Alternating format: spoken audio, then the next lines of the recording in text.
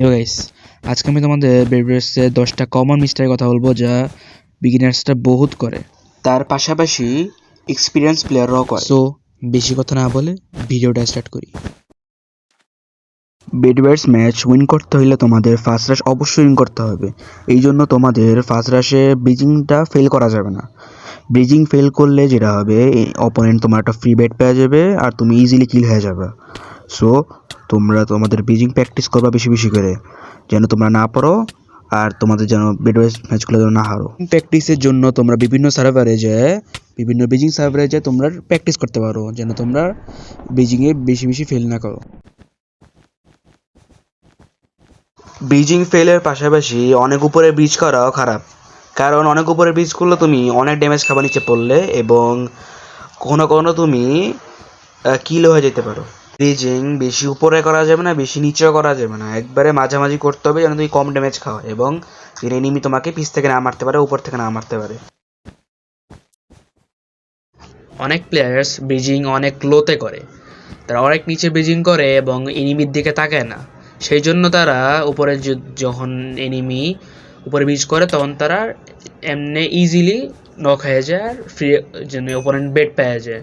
So what to do instead, যখন enemy যখন রাশ করবে তখন সবসময় তোমরা বারবার উপর এনিমির দিকে তাকাবা আর দেখবা সে কোথায় যেতেছে। যদি বেশি উপরে ব্রিজ করে তোমরা উপরে উঠবা, এখানে দেখবা উপরে উঠছি সে নিচে পেয়ে গেছে মিস্টেকের কারণে, আর আমি একটা ফ্রি বেড পেয়ে গেছি। এই মিস্টেকটা বেশিরভাগ প্লেয়ার করে। আমি যতগুলো ম্যাচ খেলছি ততগুলো ম্যাচেই দেখছি একটা না একটা প্লেয়ার থাকে যারা অনেক বড় একটা ডিফেন্স দেয় বেডের কাছে। তোমাদের মনে রাখতে হবে, বেশি বড় ডিফেন্স দিলে মানে তুমি গেমটা উইন করবা তা না। বেডে কোনো রকম একটা ডিফেন্সে যাবা, বেড তো ভাঙবে এক না এক সময়। তোমার তো বেডে একবারে নির্ভর করা যাবে না। সো তোমরা বেড হালকা ডিফেন্স দিবা, এরপর তোমরা তোমাদের রাশ দিবা। আমি তোমাদের কিছু বেড ডিফেন্স দেখাইতেছি। ফার্স্টটা হইলো সিঙ্গেলের উল বেড ডিফেন্স দিতে তোমাদের মাত্র 4টা আয়রন খরচ হবে, অনেক কম, আর সময় তো কমই লাগবে, সেটা তো জানোই তোমরা। দ্বিতীয় বেড ডিফেন্সটা হইলো ইনস্টন আমি যেমনি ডিফেন্সটা দিছি তেমনি দিলে আর কোনো ইনস্টন বাকি থাকবে না। 24টা আয়রনে পাওয়া যায়, একটু বেশি হইলেও তোমাদের অপোনেন্টের জন্য পিকেক্স লাগবে এটা ভাঙতে। আর তৃতীয়টা হইলো নো ডিফেন্স, আর মানে তোমাকে আর কোনো ডিফেন্স দেওয়া লাগবে না। অনেক প্লেয়ারই এমনি কোনো ডিফেন্স দেয় না, কিন্তু আমি রেকমেন্ড করবো এক লেয়ার উল দিতে, কারণ একটা লেয়ার উল দিলে তোমরা যদি এনিমি তোমার বেড ভাঙতে যায় একটু সময় লাগবে আর তুমি চাইলে ইজিলি নক করতে পারবা। এই জন্য এক লেয়ার উল দিলে ভালো হয়।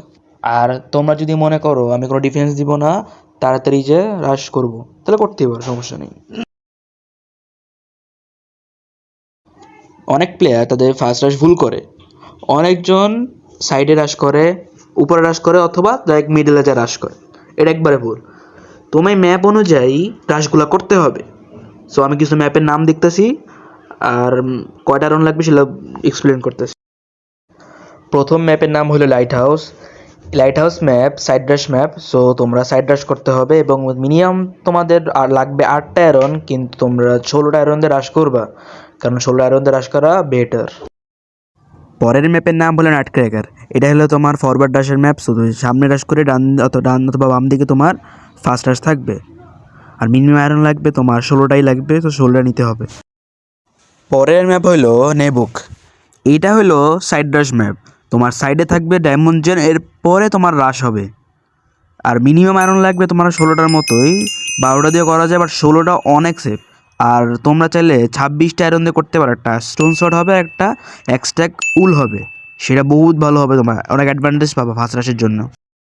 এই মিস্টেকগুলো অ্যাভয়েড করলে তোমাদের উইন রেট অবশ্যই বাড়বে।